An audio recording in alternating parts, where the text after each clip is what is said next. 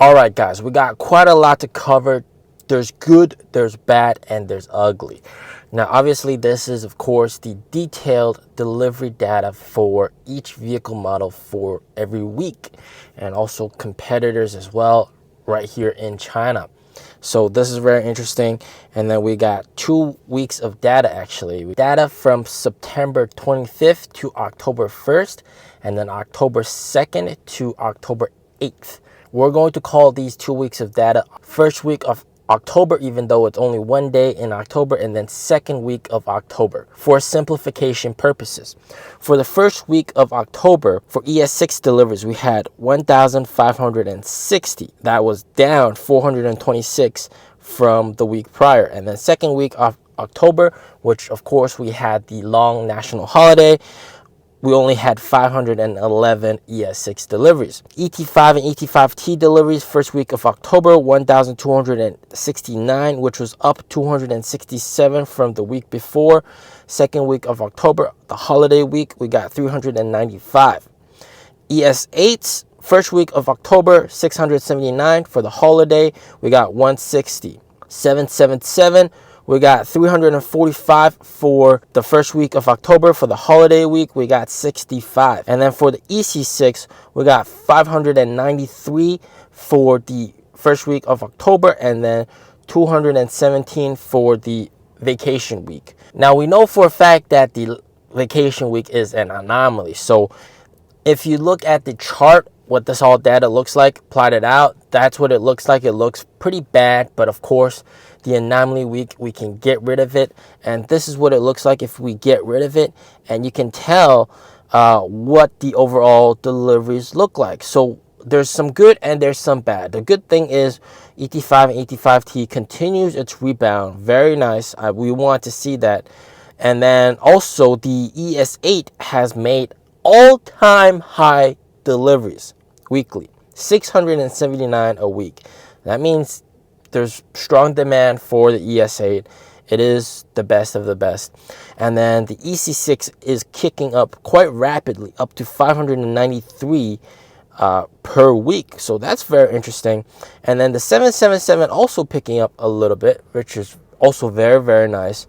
But the ES6 continues its decline, and this is kind of to be expected because the EC6 is increasing, and we can sort of deduct that it is kind of cannibalizing ES6 sales. So EC6 deliveries increased by 114%, which is incredible. Now, how about the competitors? Because the competitors are also very important to look at. So first of all, Zeekr 001 delivered 2,048 for the first week of October. That is down 34 from the week before. And then for the holiday week, they delivered 990. BMW i3 delivered 1,999 for the first week of October.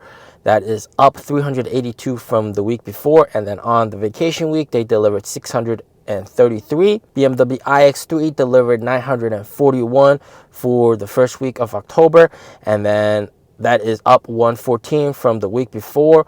And for the vacation week, 239. So if you look on a chart, what that looks like, all plotted out. Of course, the vacation week is an anomaly. You can tell that pretty much everybody is affected in the EV race, in the EV game. Some of the other guys in maybe hybrids and ERVs, they might not be affected, but obviously everybody in the luxury EV department is affected. They're probably all on vacation or something. But if you can tell from these deliveries, I mean, like on the single vehicle model front, Zeekr 001 delivers more for a single vehicle model compared to all the other guys, and even more than ES6. But if you add the ES6 and EC6 deliveries together, you get 2,153, which is still higher than Zeekr's 2,048. So if you add ES6 and EC6 together, that's still higher than Zeekr 001. So keep that in mind. But then also BMW i3 is increasing quite substantially as well. That's pretty interesting. i3 also weekly all-time high deliveries. That is very, very interesting. A little bit concerning.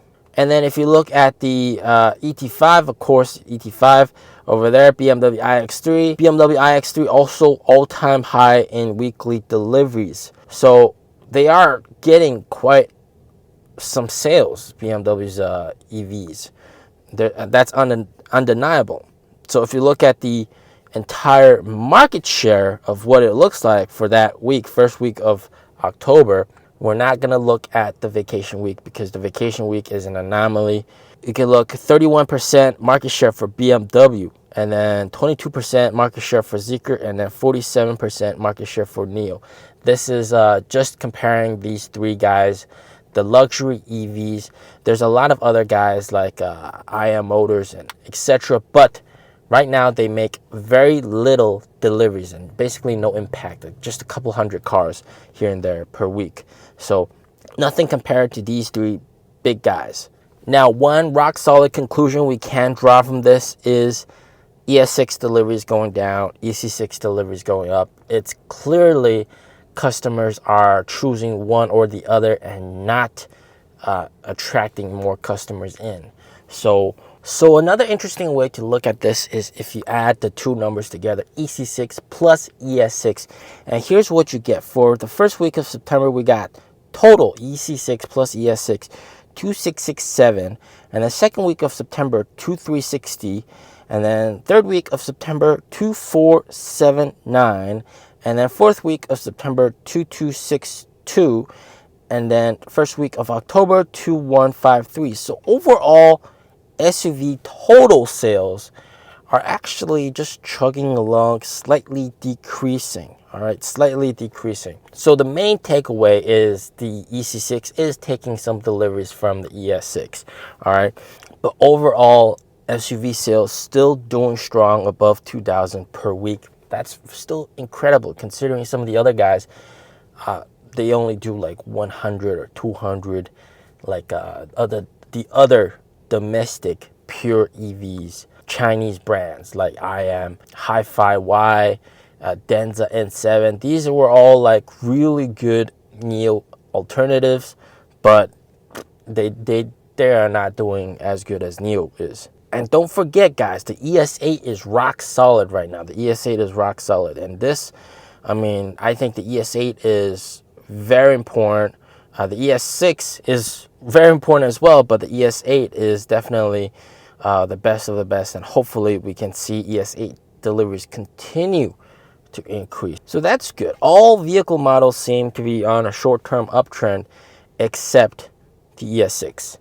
All right, so take it for what it's worth. So I hope this video was helpful. Please like and subscribe. As always, stay safe, stay healthy. Peace out.